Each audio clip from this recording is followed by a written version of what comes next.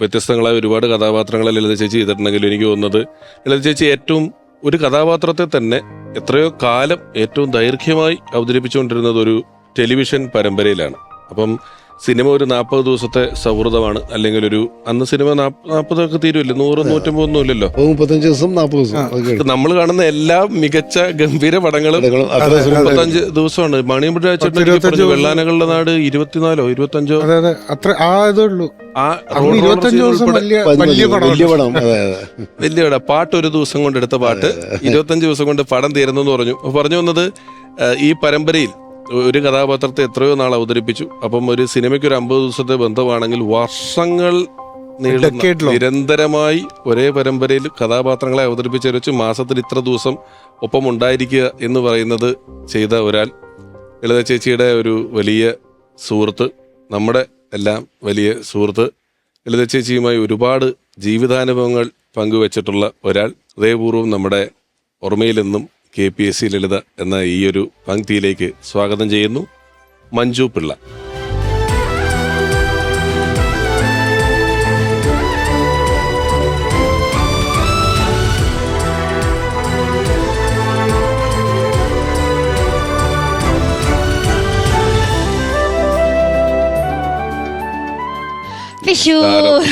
നമസ്കാരം. വരൂ. ഞാനിപ്പം ഇവരോട് ആമുഖത്തിൽ പറയായിരുന്നു, സിനിമ പോലെയല്ല, ഒരു പരമ്പര 10 കൊല്ലം മറ്റോ ഒന്നിച്ച് അഭിനയിച്ചത് അല്ലേ? 10 വർഷത്തോളം അമ്മ ഉണ്ടായിരുന്നു.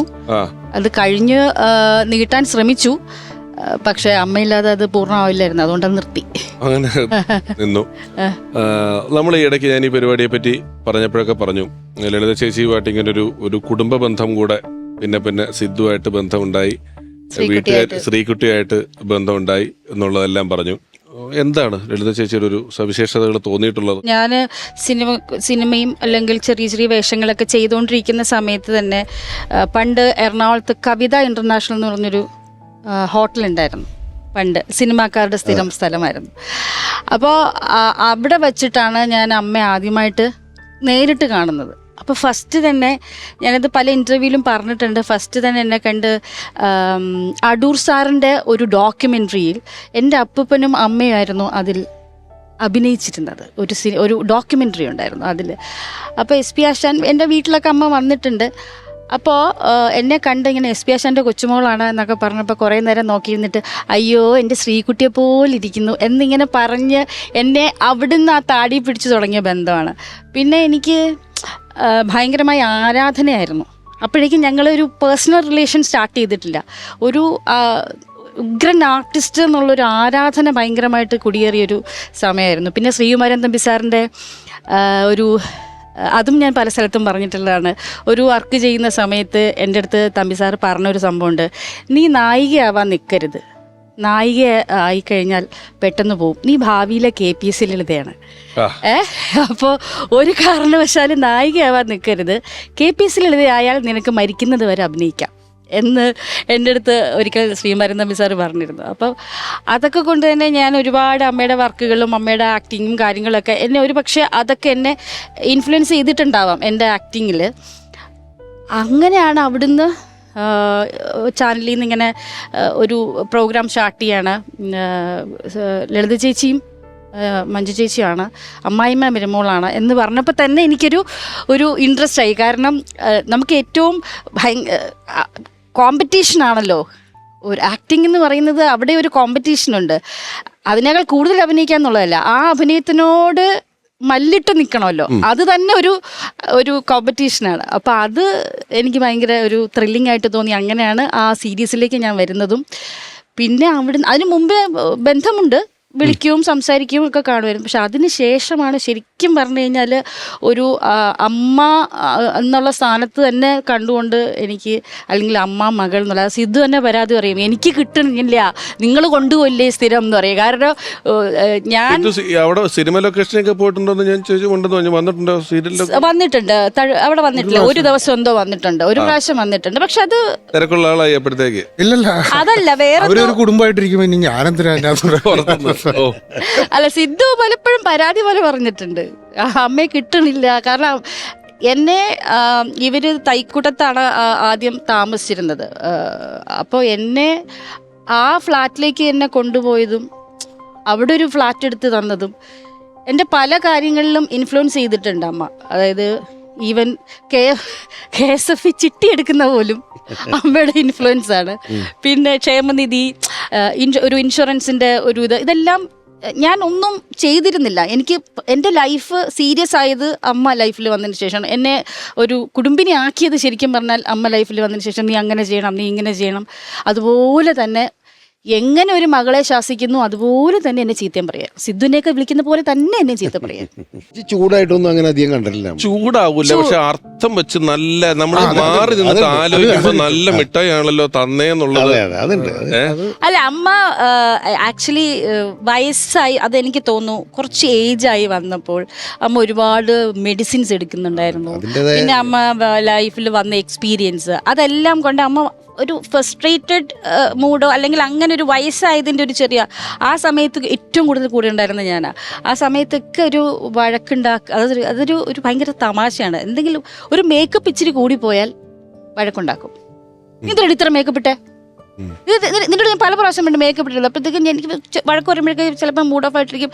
ഭക്ഷണം ഒന്നും കഴിക്കത്തില്ലെങ്കിൽ ചോദിക്കും അവളെന്തേ പറയും, ഭക്ഷണം വേണ്ടാന്ന് പറഞ്ഞു. ഉടനെ ഒരു വരവുണ്ട്, ഓടിച്ചാൽ കുറഞ്ഞ വന്ന് കഴിക്കണം ഇങ്ങോട്ടെന്ന് പറഞ്ഞിട്ട് അതും ചൂടായി പറയുന്നത്. അത് സ്നേഹമാണ്. എൻ്റെ അമ്മ ഇതുപോലെയാണ്, ദേഷ്യപ്പെട്ടാ സ്നേഹിക്കുക. ആ സ്നേഹം എനിക്ക് മനസ്സിലാക്കാൻ പറ്റിയെന്നുള്ളതാണ്. അതങ്ങനെയാണ്.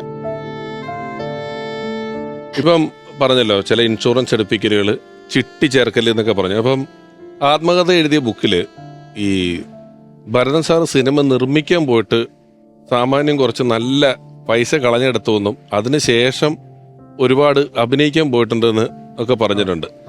അപ്പൊ വീട്ടിലെ ഒരു എക്കണോമിക്സ് ആരാ നോക്കിക്കൊണ്ടിരുന്നത്? വീട്ടിലെ എക്കണോമിക്സോ? അത് മിക്കവാറും അമ്മ തന്നെ ആയിരിക്കും, ഈ മണക്കണക്ക് വെച്ചിട്ട്. അങ്ങനെ ഇതിനകത്താണ് ഫുൾ ലെഡ്ജറൊക്കെ. അവിടുന്ന് അങ്ങനെ വന്നു, ഇവിടുന്ന് അങ്ങനെ പറഞ്ഞത്.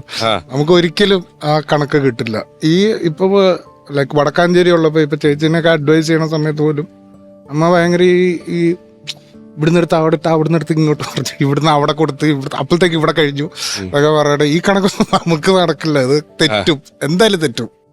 കാരണം ഞാൻ ഈ വീണ്ടും ചില വീട്ടുകാര്യങ്ങൾ ഇപ്പം സത്യച്ചാറ് ഇവിടെ വീഡിയോയിൽ വന്നപ്പോൾ പറഞ്ഞു ഇല്ലാതെ ആലോചിക്കാൻ പറ്റുന്നത്. അതിൽ ഈ തിലകേട്ടൻ പറയുന്ന ഒരു ഡയലോഗ് ഉണ്ട്, ഇവളുടെ കയ്യിലൊരു ചെറിയ പെട്ടിയുണ്ട്, അതിന്റെ താക്കോല് ഞാൻ അന്നും കണ്ടിട്ടില്ല ഇന്നും കണ്ടിട്ടില്ല, ആ താക്കോൽ എവിടെയാണെന്ന് പറയുന്നത്. അപ്പോൾ ഒരു ഫാമിലി ആയിട്ട് എല്ലാവരെയും കാണുക, നോക്കുക, നിർത്തുക എന്നൊക്കെ പറയുന്ന ഒരു വലിയ കാര്യത്തിൽ തന്നെയാണ് ലളിത ചേച്ചി ഉണ്ടായിരുന്നത് ആ സമയത്ത്. ചേച്ചി ഇപ്പൊ ഇവരെ ഇതിൽ അഭിനയിച്ചോണ്ടിരിക്കുന്ന കാലഘട്ടത്തിൽ ചേച്ചി സംഗീത അക്കാദമിയുടെ ചെയർപേഴ്സൺ ആകുന്നത്. അത് വല്ലാത്തൊരു ഔദ്യോഗികമായ ഒരു ജോലിയും ചേച്ചിക്ക് അത്ര പരിചിതമില്ലാത്തൊരു മേഖലയില്.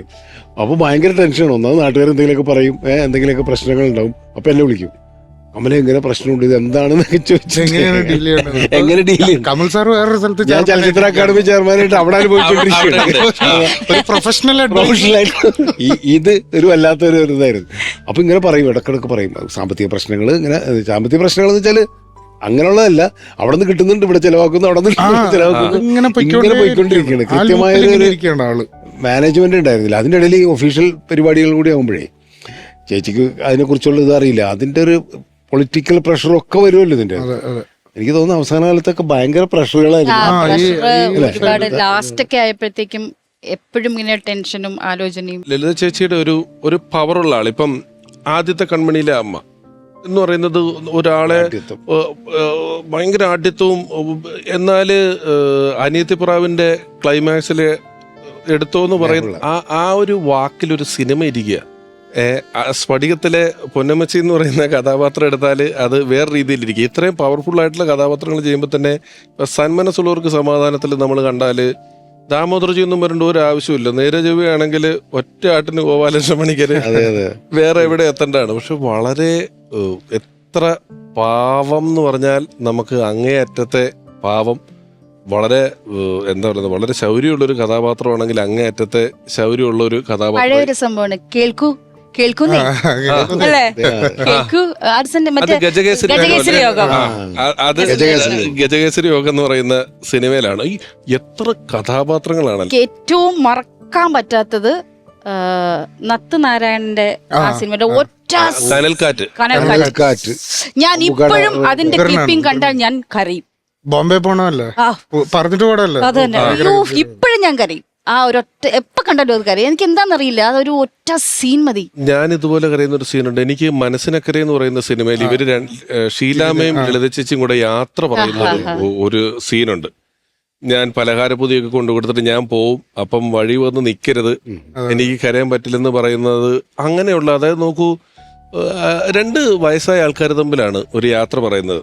എന്നാ സുഹൃത്തുക്കളാണ് അവര് സുഹൃത്തുക്കളാണ്, വലിയ സുഹൃത്തുക്കളാണ്. ഒരു സീനിൽ അതിന്റെ ഒരു മോഡുലേഷനും ഇവരുടെ ഒരു പ്രസന്റേഷനും കാര്യങ്ങളെന്ന് പറയുന്നത് നമ്മൾ ഇപ്പം ഇരുന്ന് പറയുമ്പോൾ നമ്മൾ ആരും റെഫർ ചെയ്തിട്ടോ ഗൂഗിൾ നോക്കിയിട്ടോ ഒന്നും അല്ല പറയുന്നത്. നമുക്ക് ഇത്രയും ക്യാരക്ടറുകൾ മനസ്സിൽ ഫീഡ് ചെയ്യാണ്.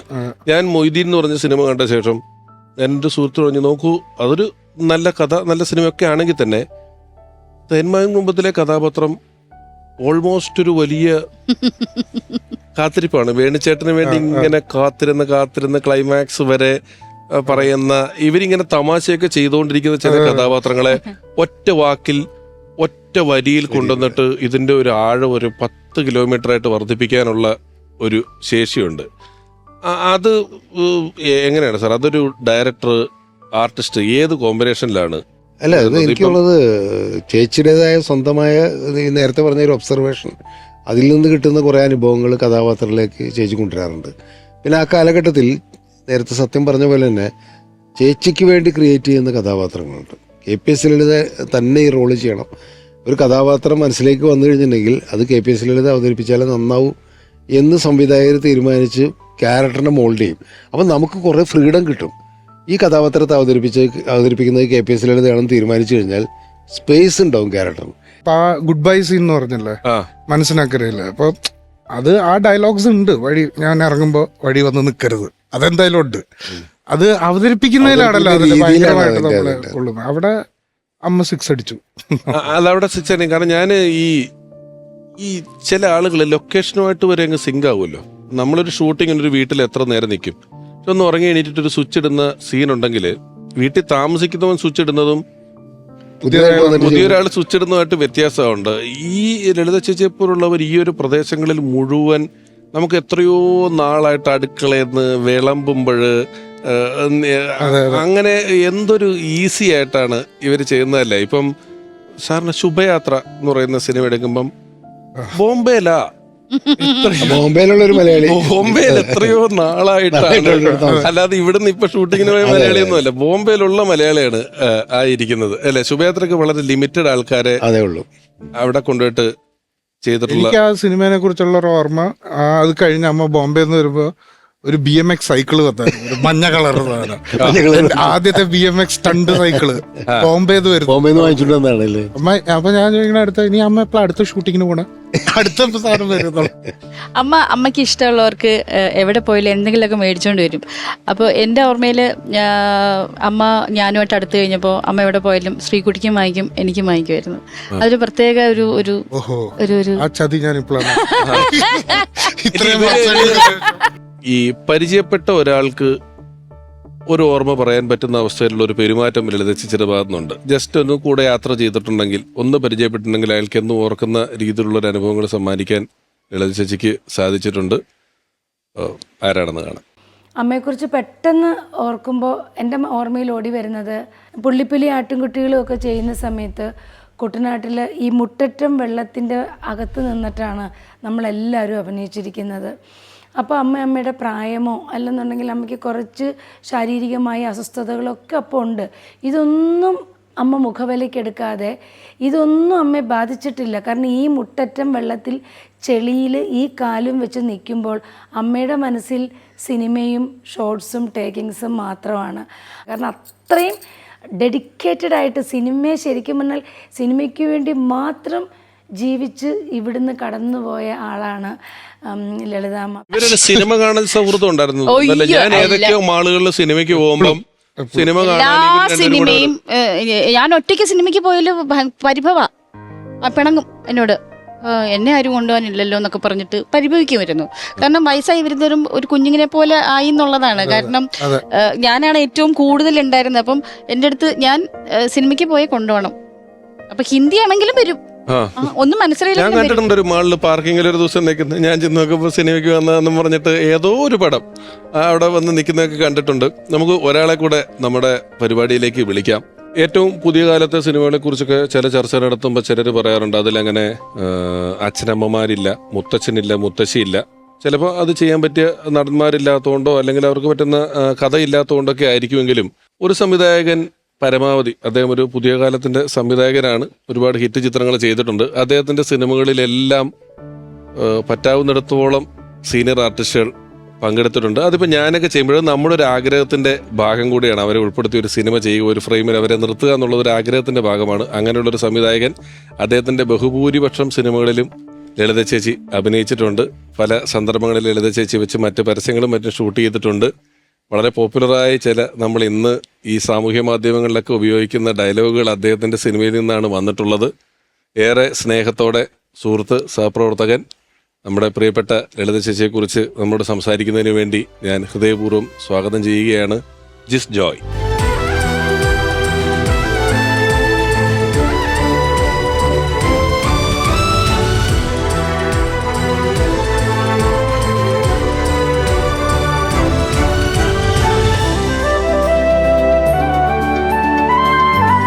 ജിസ് ജോയ് വരുന്നത് നമ്മൾ ഞാനിപ്പോൾ ആമുഖത്തിൽ പറഞ്ഞു, പൊതുവെ ഈ സിനിമകളിൽ ഒരു പർട്ടിക്കുലർ ഏജിന് മുകളിലുള്ള കഥാപാത്രങ്ങൾ ഉണ്ടായിരിക്കുക, അവരെ കൊണ്ട് ആ സിനിമയിലെ ഏറ്റവും മർമ്മപ്രധാനമായ ഭാഗങ്ങൾ പറയിക്കുക എന്നൊക്കെ പറയുന്ന കാര്യങ്ങൾ ഇപ്പം കുറഞ്ഞു തുടങ്ങിയെന്ന് പറയുന്നു. ഉണ്ടാവുമായിരിക്കും, നമ്മൾ കാണുന്നില്ല.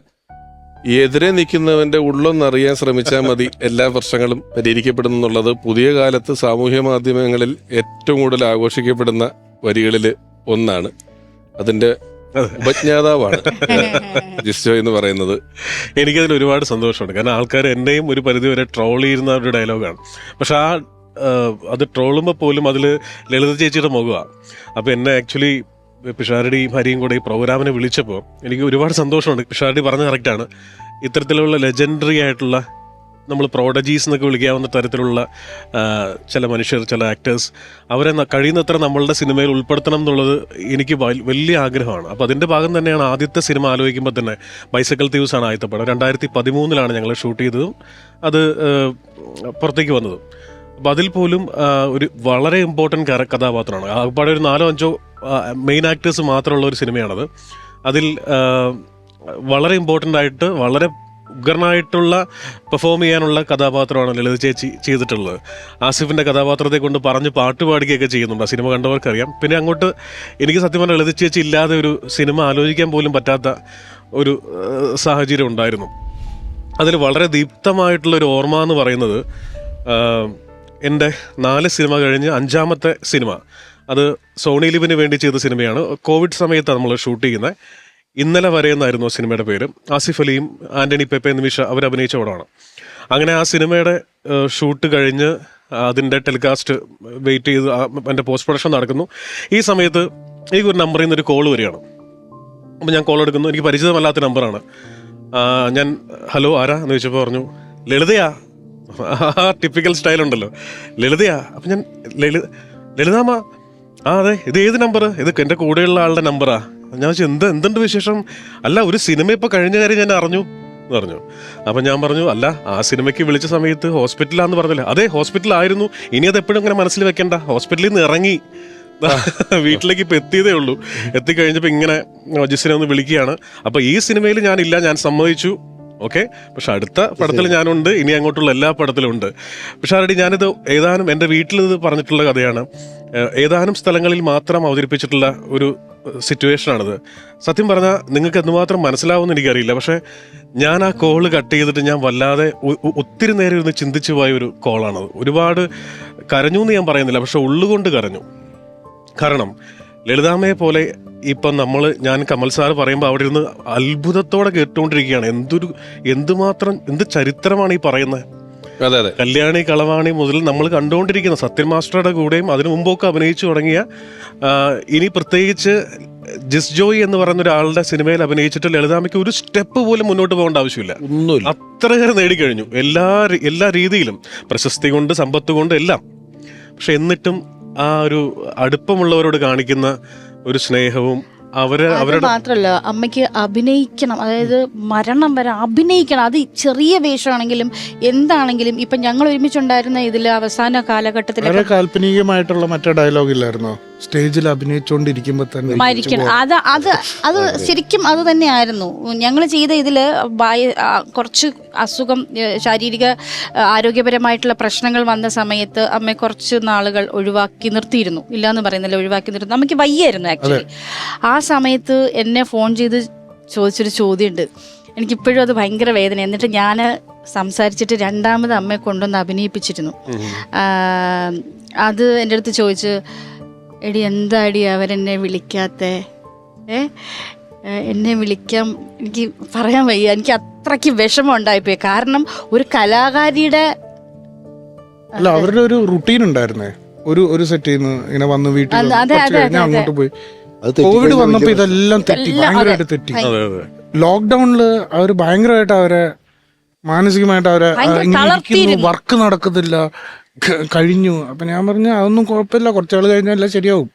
നമുക്ക് ഇതാ ഇല്ലടാ, നിനക്കറിയില്ല, ഒരു ആർട്ടിസ്റ്റ് ഇരുന്നു പോയതാ ഭയങ്കര അങ്ങനൊന്നും ഇല്ല. നമ്മെന്തീ പറയാ, അവരുടെ ഫ്യൂവൽ അതാ. അല്ല, അത്രയും സമ്മതിച്ചു. പക്ഷെ അതിൻ്റെ അകത്തൊരു കാര്യമുണ്ട്. കാരണം അമ്മയുടെ ടീനേജിൽ തുടങ്ങിയതാണ് നാടക സ്റ്റേജുകളിൽ നിന്ന് സ്റ്റേജുകളിലേക്ക് ഇങ്ങനെ പോയി.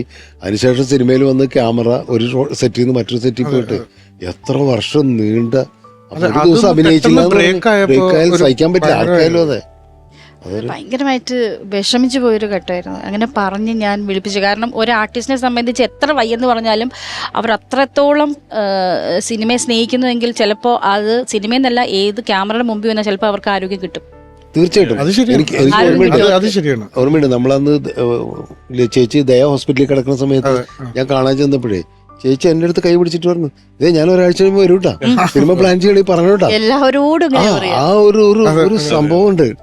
അത് മാത്രമല്ലെന്നേ, ഇപ്പൊ ലാസ്റ്റ് എന്റെ പടത്തിൽ അഭിനയിക്കുന്ന മോഹൻകുമാർ പിഷാരടി ഉണ്ട് ആ പടത്തിൽ. പക്ഷെ അപ്പൊ പോലും ഒരു സംഗതി പ്രോംപ്റ്റ് ചെയ്യുന്ന ഇഷ്ടമല്ല, പ്രോംപ്റ്റ് ചെയ്യുന്ന ഇഷ്ടമേ ഇല്ല. എത്ര വലിയ സീനാണെങ്കിലും അത് കാണാതെ പഠിച്ച് അങ്ങനെ അതെന്തോ പ്രോംപ്റ്റ് ചെയ്താൽ അത് വലിയ കുറവ് പോലെയാണ് ലളിത ചേച്ചി. അമ്മയുടെ താളം തെറ്റും എന്നുള്ളതാണ് അമ്മയുടെ യഥാർത്ഥ സത്യം. അതാണ് അമ്മയുടെ ഒരു ഫ്ലോ ബ്ലോക്ക് ആവും, ടൈമിംഗ് ഉണ്ട്, അത് പോകും. കറക്റ്റ്. വേറെ തമാശ കൂടി അത് കൂടി പറയണമല്ലോ. ഇപ്പൊ ഞങ്ങളൊക്കെ പടങ്ങൾ ചെയ്യുന്ന സമയത്ത് ഇന്നസെന്റ് ഏട്ടനൊക്കെ ഒരു വാക്ക് പ്രോംപ്റ്റ് ചെയ്തില്ല അഭിനയിക്കില്ല. അങ്ങനെ 2-3 പേർക്ക് പ്രോംപ്റ്റ് ചെയ്യണ സംഭവം ഉണ്ടായിട്ടുണ്ട്. അപ്പോഴും ചേച്ചിക്ക് പ്രോംപ്റ്റ് ചെയ്യണ്ട. പക്ഷെ അവരുടെയൊക്കെ പ്രോംപ്റ്റിങ്ങിന്റെ ഇടയിൽ നിന്നിട്ട് ചേച്ചിയുടെ ഡയലോഗും കോൺഷ്യസ് വിടാണ്ട് അഭിനയിക്കാന്ന് പറഞ്ഞൊരു കഴിവ്. അത് ഒരേ ഡയലോഗ് 2 പ്രാവശ്യം കേൾക്കുകയാണല്ലോ. 2 പ്രാവശ്യം കേൾക്കാണ്. അത് ഇന്നസെന്റ് ഏട്ടന്റെ ഡയലോഗാണ്, അവരുടെ ഡയലോഗ് അല്ലേ. എന്നല്ല, ഈ ഇപ്പൊ ഇന്നസെന്റ് ഏട്ടനെ പറഞ്ഞുകൊണ്ട് പറയാണ്, ആ ഒരു മേഖലയിൽ ഇപ്പൊ നമുക്കൊരു 5-6 അതേ ആ ബാച്ചിൽ ഒരു 5-6 നടന്മാരുണ്ടെങ്കിൽ നടിമാരുടെ എണ്ണം താരതമ്യേന കുറവാണ്. എല്ലാ കോമ്പിനേഷനുകളിലും നമ്മളിപ്പം ഇരുന്ന് ലെജൻസ് എന്ന് വിളിക്കുന്ന ഒരു ബാച്ചിന്റെ ഒപ്പം എല്ലാം, അതിപ്പോ പൊന്മുട്ടയിടുന്ന താറാവ് എടുത്താല്, അല്ലെങ്കിൽ മണിച്ചിത്രത്താഴ് എടുത്താല്, ഇന്നസെന്റ് ചേട്ടനോടൊപ്പം, ജഗതി ചേട്ടനോടൊപ്പം, ഹീറോ ആയിട്ടുള്ള മമ്മൂക്കയോടൊപ്പം, തിലകൻ ചേട്ടന്റെ ഒപ്പം, നമ്മളിപ്പോ സ്ഫടിക എടുത്താല് ഇപ്പൊ ഞാൻ നേരത്തെ മോശമാണോ?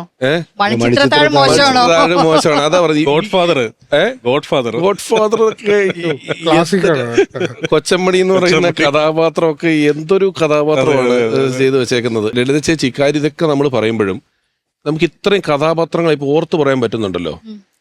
വലിയ ഗെറ്റപ്പ് ചേഞ്ചുകൾ, വലിയ മാറ്റങ്ങളൊന്നും അല്ല, ഒരുപാട് മാറ്റങ്ങളൊന്നും, ചെറിയ കോസ്റ്റ്യൂംസ് ചിലപ്പോൾ മാറുമായിരിക്കും. ഒരു കന്യാസ്ത്രീ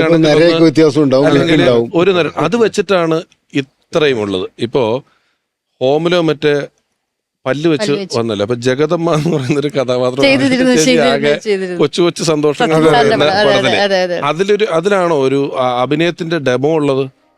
ഞാൻ വേണം ഇപ്പൊ ഇരുന്ന് കരഞ്ഞു കാണിച്ചില്ല. അത് വന്നിട്ട് ഇതിലാണ് അത് കഥ തുടരുന്നു എന്ന് പറയുന്നത്. അല്ലല്ല, അതെ കഥ തുടരുന്നു. അതിനകത്ത് മറ്റേ ഇങ്ങനെ ഇരുന്നിട്ട് കരയുന്നത് കഥ ജയറാമേട്ടനും എനിക്ക് ഓർമ്മയുണ്ട്. ആ ഒരു അരപ്ലേസിൽ ഇരുന്നിട്ട് ഇങ്ങനെ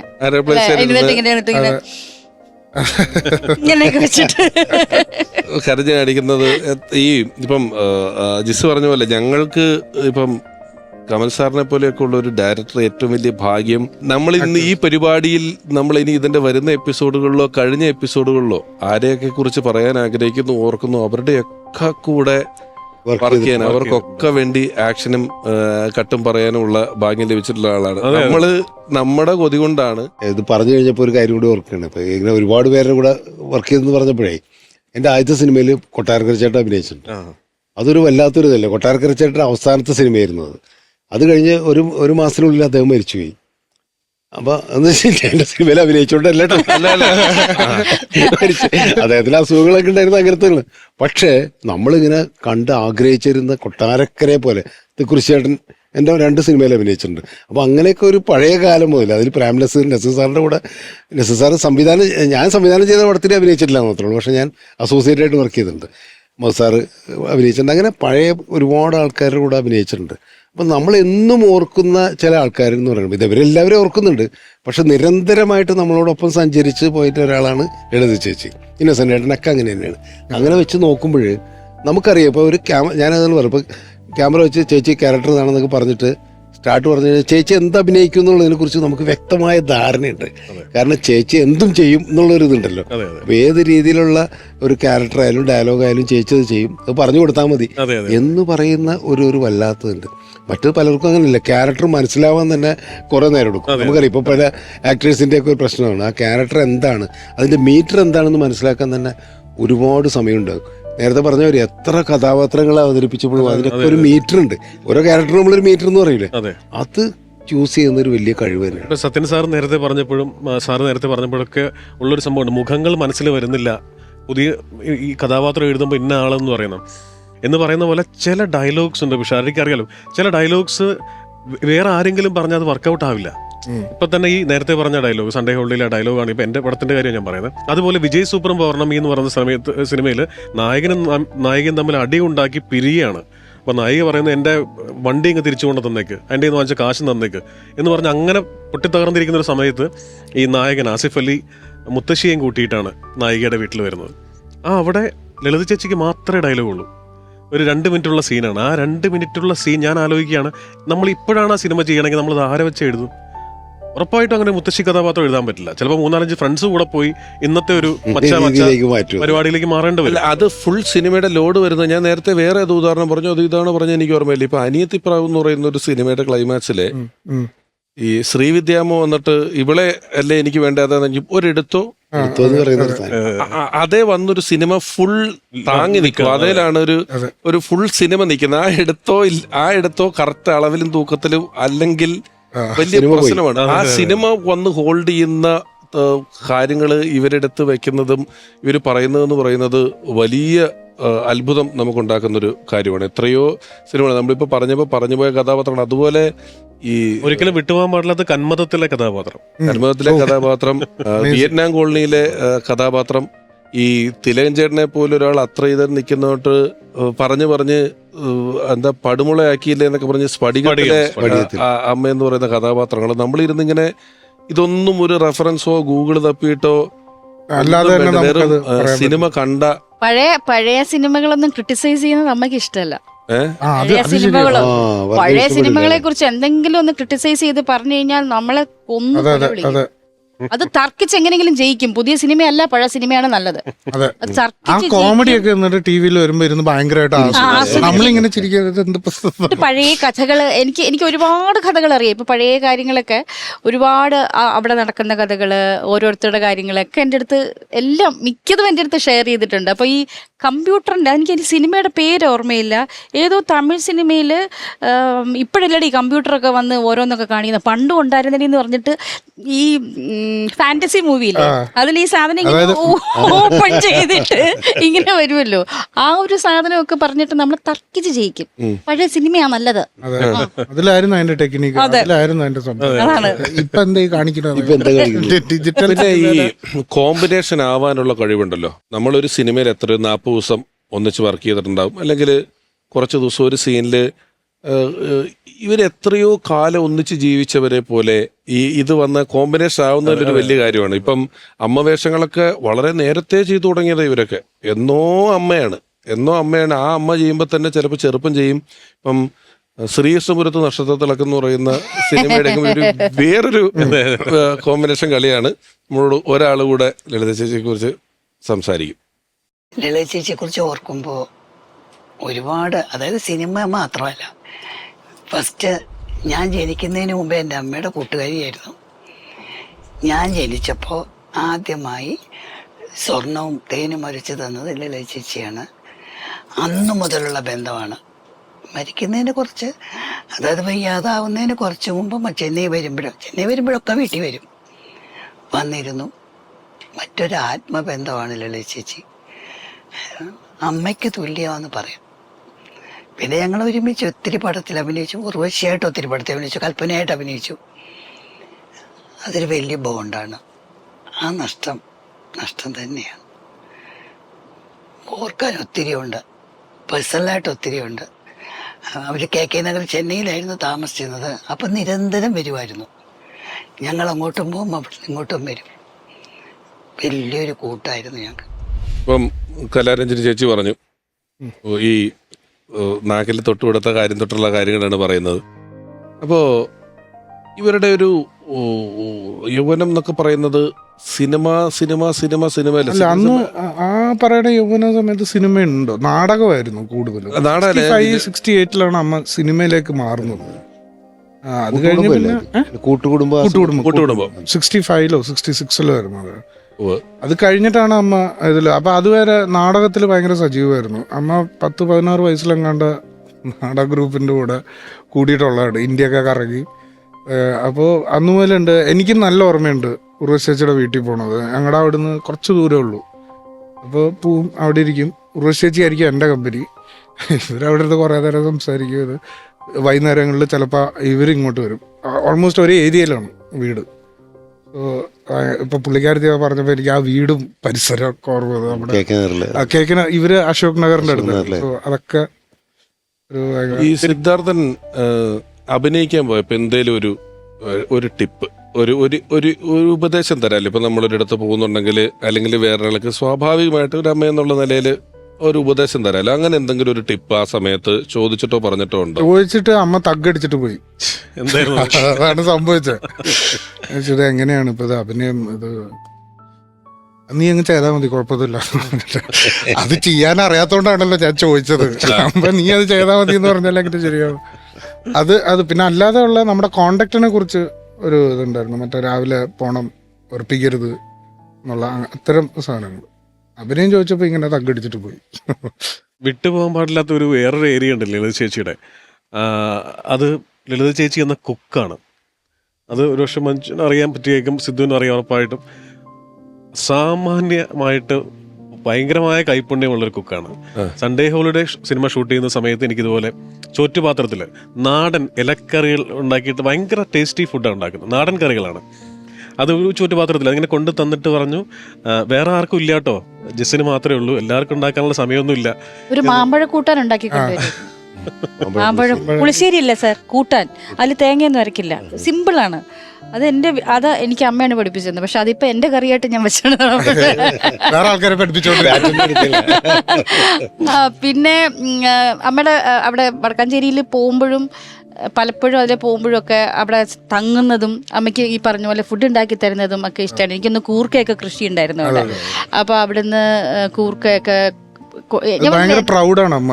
ആ ടേബിളില് സെറ്റ് ചെയ്തിരിക്കുന്ന എല്ലാം നമ്മുടെ പറമ്പിൽ നിന്നുണ്ടായ സാധനമാണ്. അതുകൊണ്ട് കഴുകി ചക്ക മുളകോശ്യം ഒന്നും എനിക്ക് മറക്കാൻ പറ്റില്ല. എപ്പോ ഞാൻ കുറേ പോയി നിന്നിട്ടുണ്ട് അവിടെ വടക്കാഞ്ചേരിയിൽ. അപ്പോഴൊക്കെ ഇങ്ങനെ പല പല വെറൈറ്റി സാധനങ്ങളാണ് കൊണ്ടുവരിക. അതുപോലെ എഴുതിയ പുസ്തകം, ആ ബുക്ക് വായിച്ചിട്ട് ഞാൻ ചോദിച്ചിട്ടുണ്ട്, ഇത് എങ്ങനെ ഇത് ഓർത്തിരിക്കുന്നത്? ആ കഥ തുടരും എന്നാണ് ആ ബുക്കിന്റെ പേര്. പുതിയ കാര്യങ്ങളൊക്കെ, അതായത് ഇപ്പോൾ ഫോർ എക്സാമ്പിൾ അവസാനമൊക്കെ ആയപ്പോഴത്തേക്കും ഞാൻ എഴുതി വെച്ചിട്ടുണ്ട് അമ്മയുടെ ഡേറ്റ്സ്, അമ്മയുടെ ചെയ്യാൻ പോകുന്ന വർക്ക് ഏത് പ്രൊഡക്ഷൻ എക്സിക്യൂട്ടീവ് പൈസ കൊടുത്തു, ഇതൊക്കെ സെറ്റിലിരുന്നാണ് സംസാരിക്കുന്നത്, അഡ്വാൻസ് കൊടുത്തു എന്നൊക്കെ എഴുതി വെച്ചിട്ടുണ്ട്. അതൊക്കെ അമ്മയ്ക്ക് മറവി വരും. അതൊക്കെ മറവിയാ. അമ്മ ആരാ വിളിച്ചേ? ഏതോ ഒരു ശ്രീകുമാർ, ഏതോ ഒരു ശ്രീകുമാർ. ആരാ ഡയറക്ടർ? ഞാൻ ചോദിച്ചില്ല. എവിടെ ലൊക്കേഷൻ എവിടെയാ? ഇതെല്ലാം എന്ന് പറഞ്ഞിട്ട് പൈസ വരും. പൈസ വരും, എത്ര രൂപ തന്നു അപ്പൊ തന്നെ എഴുതി വെക്കും. കാരണം എന്നിട്ട് ഡേറ്റ്സ്, ഈ സിനിമയുടെ ഡേറ്റ്സ് എന്നെ വിളിച്ചു വെച്ചിട്ടുണ്ട്, അമ്മയുടെ സിനിമയുടെ ഡേറ്റ്സ്. എടീ ഞാൻ അന്നവിടെ നിന്ന് പറഞ്ഞത് എന്താന്ന്, പക്ഷെ പഴയ കാര്യങ്ങൾ ചോദിച്ചു നോക്കിയോ, അതൊന്നും തെറ്റാതെ. അത് മഞ്ജു ചേച്ചി ഞാൻ ഒബ്സർവ് ചെയ്തിട്ടുണ്ട് കുറെ. നമ്മുടെ ഈ ഒരു ലാസ്റ്റ് ഒരു 5-6 ഇയേഴ്സ് എന്ന് വേണമെങ്കിൽ പറയാം. അമ്മ ഇരിക്കുമ്പോൾ അവർ അവരുടെ മെമ്മറീസിൽ ഭയങ്കരമായിട്ട് ടൈം സ്പെൻഡ് ചെയ്യുകയും ഇപ്പോൾ വടക്കാഞ്ചേരിയിൽ ഒരു ഇച്ചിരി ലോൺലി സ്പേസ് ആണത്. നല്ല ക്രിയേറ്റീവായിട്ട് യൂസ് ചെയ്യാം, പക്ഷേ ഒരു ഇച്ചിരി ഓഫായിട്ടല്ല, ഇച്ചിരി ഡിസ്കണക്റ്റഡ് ആയിട്ട് കിടക്കും. അപ്പോൾ അവിടെ വൈകുന്നേരങ്ങളിലൊക്കെ ഞാൻ അവിടെ ഉള്ളപ്പോൾ അമ്മ ഒരു 4 മണിയൊക്കെ ആകുമ്പോൾ അവിടെ ഫ്രണ്ടിൽ വന്നിരുന്ന് ഒരു ചായയൊക്കെ പിടിച്ച് ആയിരിക്കും ഒരു 6-6:30 വരെ. വേറെ ഒന്നും ചെയ്യില്ല, ഫോണിൽ നോക്കലില്ല, ഫോണിൽ വിളിയില്ല, പരദൂഷണം പറിച്ചിട്ടുള്ള ഒന്നുമില്ല. ചായം കുടിച്ച് ആ ഹൊറൈസണിലേക്ക് ഇങ്ങനെ നോക്കിയിരിക്കുക. അപ്പോൾ അവിടെ ബേസിക്കലി ഓർമ്മകളായിരിക്കുമല്ലോ അവിടെ നടന്നുകൊണ്ടിരിക്കുന്നത്. അതെന്തൊക്കെയോ പ്രിമനിഷൻ ആണോ എന്താണോ അത് മേ ബി നമ്മളൊക്കെ അങ്ങനെ എത്തുമായിരിക്കും അപ്രായമാകുമ്പോൾ. ഈ കോവിഡ് സമയത്താണല്ലോ അമ്മ ഇങ്ങനെ കോവിഡ് വല്ലാതെ ബാധിച്ചു. അപ്പൊ ആ സമയത്ത് ഞാനും ഈ പറഞ്ഞ പോലെ കുറച്ച് കൃഷിയും കാര്യങ്ങളും ഫാമൊക്കെ ആയിട്ട് ആ സമയത്ത് എൻ്റെ അടുത്ത് പറയായിരുന്നു കേട്ടാ, നീ കൊണ്ട് തല വെക്കുന്നത് ഒരു ആപത്തിലാണ്, കൃഷി എന്ന് പറഞ്ഞാൽ നിക്കില്ല നിന്റെ കയ്യില്. ആ സമയത്ത് അമ്മ ഒരു തമിഴ് സിനിമ ചെയ്യാൻ വേണ്ടിയിട്ട് തമിഴ്നാട്ടിലേക്ക് പോയി. എനിക്കൊന്ന് പൊടിച്ചേച്ചി കണ്ടായിരുന്നു ഒരു സിനിമ, പൊടിച്ചേച്ചി കണ്ട ഒരു സിനിമ. ആ സിനിമയുടെ സമയത്ത് ഒരുപക്ഷെ മണിയമ്മയ്ക്ക് അറിയായിരിക്കും. കാരണം ഡെയിലി ഗുളിക കഴിക്കുന്ന പോലെ രാവിലെ വിളിക്കും, ഉച്ചയ്ക്ക് വിളിക്കും, വൈകിട്ട് വിളിക്കും, അപ്പം ഡെയിലി വിളിക്കും. അപ്പോൾ മണിയമ്മ ചോദിച്ചു, എന്തിനാണ് ആ കുട്ടി എപ്പോഴും ഇങ്ങനെ വിളിക്കുന്നത്, അതെന്തെങ്കിലും ജോലിയിലായിരിക്കില്ലെന്ന് ചോദിച്ചപ്പോൾ, നിന്റെ കാച്ചിനൊന്നും അല്ലല്ലോ ഞാൻ വിളിക്കുന്നത്, എൻ്റെ ഫോണിൽ നിന്നല്ലേ വിളിക്കുന്നത്. മണിയമ്മ വഴക്ക് പറഞ്ഞിട്ട് ഒന്നും പറയില്ല. എടി ഇവിടെ ഭയങ്കര ബോറടി ആടി, എനിക്ക് വയ്യാത്തോണ്ട് എന്നെ ഇവിടുന്ന് ആരും വിടുന്നില്ല, ബോർഡറിൽ ഭയങ്കര പ്രശ്നമാണ് എന്നൊക്കെ പറഞ്ഞു. ഞാൻ മാക്സിമം ഫോൺ കോളുകൾ എടുത്തിട്ടുണ്ട്. പക്ഷെ ചിലപ്പോൾ എൻ്റെ ഫാമിൽ പോത്താണല്ലോ കൂടുതലുള്ള ഈ സമയത്തൊക്കെ ചിലപ്പോൾ ഫോൺ എടുക്കാൻ കണ്ടാൽ തന്നെ തിരിച്ച് കയ്യിൽ എന്തെങ്കിലും ആയിരിക്കും, തിരിച്ച് വിളിക്കാമെന്ന് വിചാരിക്കും, ചിലപ്പോൾ വിട്ടുപോയിട്ടുണ്ട്. പക്ഷെ അതൊക്കെ എനിക്ക് പിന്നെ മനസ്താപം ഉണ്ടാക്കി. കാരണം കുറച്ച് കഴിഞ്ഞപ്പോൾ ഒരു 3-4 ദിവസം എന്നെ ഒരു 10-12 ദിവസത്തോളം കണ്ടിന്യൂസ് വിളിച്ചിരുന്നു. പിന്നെ കുറച്ച് ദിവസത്തേക്ക് വിളികൾ വരാതിരുന്നപ്പോൾ ആണ് എനിക്ക് ഞാനിത് എന്താ എന്നറിയാൻ വേണ്ടി, ഇതെന്താ വിളിച്ചില്ലല്ലോ, അങ്ങനെ പതിവില്ലല്ലോ, വിളിച്ചില്ലോ, തിരിച്ചു വിളിക്കുമ്പോഴാണ്. അപ്പോഴേക്കും അമ്മ തിരിച്ചു വന്നു കഴിഞ്ഞു, അഡ്മിറ്റായി. അതെനിക്കിപ്പോഴും ഭയങ്കര ഒരു വിഷമമാണ്. കാരണം ആ കോളുകൾ ചിലരെങ്കിലും ഞാൻ എടുക്കാതെ പോയി എന്നുള്ളതൊരു ഭയങ്കര വിഷമമാണ്. 4 സ്റ്റേറ്റ് അവാർഡ്, 2 നാഷണൽ അവാർഡ്. പലപ്പോഴും ഈ സീനിയോറിറ്റി ഒരു ബാധ്യതയാകുന്ന ആളുകളെ ഞാൻ പരിചയപ്പെട്ടിട്ടുണ്ട്. സീനിയോറിറ്റി കൊണ്ട് നമ്മളോട് മിണ്ടാൻ വൈമുഖ്യം കാണിക്കുക, അല്ലെങ്കിൽ ആ സീനിയോറിറ്റിക്കുള്ള പരിഗണന എനിക്ക് ലഭിച്ചില്ല എന്ന പരാതികൾ നിരന്തരം പറഞ്ഞുകൊണ്ടിരിക്കുക. പക്ഷെ ലളിത ചേച്ചിയൊക്കെ എല്ലാവർക്കും ആക്സസ് ചെയ്യാം. നമുക്ക് ഈ ബഹുമാനം സ്നേഹമാകും, ബഹുമാനം ഭയമാകും. ബഹുമാനം സ്നേഹമായി മാറുന്നതല്ലാതെ ലളിത ചേച്ചിയോട് നമുക്ക് അങ്ങനെ ആ ഒരു ഇത്ര സീനിയറാണ് എന്ന് വന്ന ഒരാളാണെന്ന് തോന്നിയിട്ട് അതൊരു ഭയമായി അകന്നു നിൽക്കാൻ തോന്നിയിട്ടില്ല. അല്ല, നമ്മള് ഷോർട്ട് കഴിഞ്ഞാൽ കാരവനിൽ പോയിരിക്കുന്ന പരിപാടിയൊന്നും ഇല്ല. അല്ല ഒരു ഫോണുണ്ട്, ഫോണില് ഒന്നും അറിയില്ല, ഒരു വക ഫോണിൽ ചെയ്യാൻ അറിയില്ല. ലേറ്റസ്റ്റ് സ്മാർട്ട് ഫോൺ എടി ഇതൊന്ന് പഠിപ്പിച്ചു അടി, ഇതൊന്ന് ചെയ്ത് അടിന്നുകൊണ്ട് എന്റെ കൊണ്ട് എന്തെങ്കിലും ചേർക്കും. പക്ഷെ യൂട്യൂബ് എടുത്ത് പഴയ സിനിമ ആരും പഠിപ്പിക്കണ്ട. ലളിത ചേച്ചിയെ കൊണ്ട് സിനിമയിൽ പാട്ട് പാടിച്ചിട്ടുള്ള ഒരാളാണ് രാജസേനൻ സാറ്. ഒരുപാട് സിനിമകളിൽ, ആദ്യത്തെ കൺമണി പോലുള്ള സിനിമകളിൽ വളരെ വലിയ വേഷങ്ങൾ ചെയ്ത് കൊടുത്തിട്ടുള്ള ഒരു സംവിധായകനാണ്. നമുക്കൊന്നുകൂടെ അദ്ദേഹത്തിൻ്റെ കാണാം. എൻ്റെ പല സിനിമകളിലും ഒരു നിറസാന്നിധ്യമായിരുന്നു ലളിത ചേച്ചി എന്നുള്ള കാര്യത്തിൽ ഒരു സംശയമില്ല. കടിഞ്ഞൂൽ കല്യാണം ചേച്ചിക്ക് ആ വർഷത്തെ state award best supporting actress കിട്ടി. പിന്നെ സ്വപ്നം കൊണ്ട് തുലാഭാരം, പിന്നെ കഥാനായകൻ, ഒരു സ്മോൾ ഫാമിലി, അങ്ങനെ പല സിനിമകളിലും ചേച്ചി ഉണ്ടായിരുന്നു. സ്വപ്ന ലോകത്തെ ബാലഭാസ്കരൻ, അതിനകത്ത് ഒരു കിടിലം ക്യാരക്ടറാണ് ചേച്ചി ചെയ്തിരുന്നത്. അപ്പോൾ കഥ ചിന്തിക്കുമ്പോൾ നമുക്ക് ചിലരെ നിർബന്ധമായിട്ടും വേണമെന്ന് തോന്നും. അതാണ് ലളിത ചേച്ചിയുടെ പ്രത്യേകത. തീർച്ചയായിട്ടും മലയാള സിനിമയിൽ ഒരുപാട് വർഷങ്ങൾ നിറഞ്ഞു നിന്നിരുന്ന ഒരു അത്യപൂർവമായ ഒരു കലാകാരി തന്നെയാണ് ലളിത ചേച്ചി. പിന്നെ ഒരു അമ്മ കഥാപാത്രം ലീഡ് ചെയ്യുന്ന സിനിമ, അത്തരം സിനിമകൾ വളരെ അപൂർവമായിരിക്കും. അങ്ങനെ ഒന്നാണ് ആദ്യത്തെ കൺമണി. അപ്പോൾ അത് ആ കഥ ചർച്ച ചെയ്യുന്ന സമയത്തും റാഫി മെക്കാട്ടിനും എനിക്കും വളരെ നിർബന്ധമായിരുന്നു ആ സെൻട്രൽ ക്യാരക്ടർ ലളിത ചേച്ചി തന്നെ വേണം. കാരണം ആ ഒരു ഡോമിനേഷനിലേക്ക് എത്താൻ ശബ്ദം കൊണ്ടും മുഖം കൊണ്ടും ചലനം കൊണ്ടും ഒക്കെ എത്താൻ ലളിത ചേച്ചിക്ക് മാത്രമേ പറ്റത്തുള്ളൂ. ടെലിവിഷനിൽ മുൻപ് പല പരിപാടികൾ ഞാൻ ഉൾപ്പെടെ അവതാരകനൊക്കെ ആയിട്ട് വന്നിട്ടുണ്ടെങ്കിലും ചില പരിപാടികൾ നമ്മുടെ ഹൃദയത്തോട് വളരെയധികം ചേർന്ന് നിൽക്കുന്നതാണ്. അതങ്ങനെ ഒരു എപ്പിസോഡിലോ 1-2 എപ്പിസോഡുകളിലോ പറഞ്ഞ് അവസാനിപ്പിക്കാവുന്ന കാര്യങ്ങളുമല്ല. ഇവരെല്ലാം എത്രയോ മണിക്കൂറുകളോളം മലയാളികളുടെ നിത്യജീവിതത്തിൻ്റെ ഭാഗമായി നമ്മളിപ്പോൾ വെറുതെ ഈ എപ്പിസോഡിനിടയിൽ എവിടെയോ നമ്മൾ കഥാപാത്രങ്ങൾ പറയാൻ തുടങ്ങിയപ്പം വളരെ എളുപ്പത്തിലൊരു 10-15 കഥാപാത്രങ്ങൾ നമ്മൾ പറഞ്ഞുപോയി. പറയാത്തത് അത്രയും തന്നെ വീണ്ടും ഓർമ്മയിൽ വന്നുകൊണ്ടിരിക്കുന്നുണ്ട്.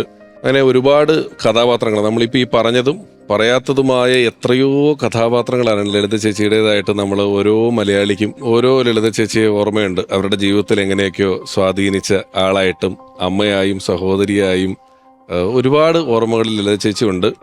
നമുക്കിനി ഓർമ്മയിൽ എന്നും എന്ന് പറയുന്ന ഈ പരിപാടി ലളിത ചേച്ചിക്ക് വേണ്ടി സമർപ്പിക്കുന്ന ഈ എപ്പിസോഡിൻ്റെ അവസാന ഭാഗത്തിലേക്ക് കിടക്കാം. വന്ന ഓരോരുത്തരോടും എല്ലാവരോടുമുള്ള നന്ദി പറയുന്നു. നമുക്കൊരു സൈനിങ് സെഷനിലോട്ട് കിടക്കാം.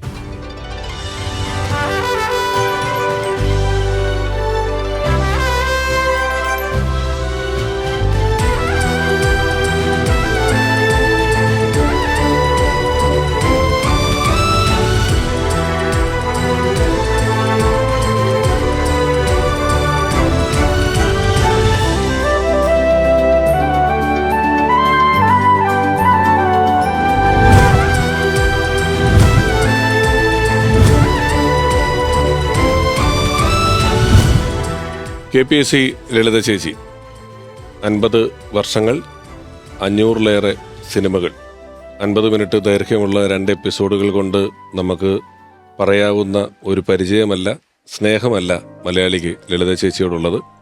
എങ്കിലും ലളിത ചേച്ചിയുടെ നല്ല ഓർമ്മകൾ എന്നും മനസ്സിൽ സൂക്ഷിച്ചുകൊണ്ട് ഓർമ്മയിലെന്നും എന്ന ഈ പരിപാടിയുടെ ഈ ഒരു എപ്പിസോഡ് ഇവിടെ പൂർണ്ണമാവുകയാണ്.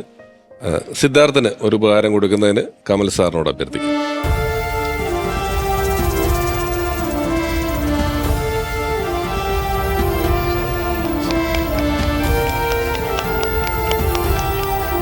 അമൃത ടിവിയുടെ ഒരു സ്നേഹോപഹാരം.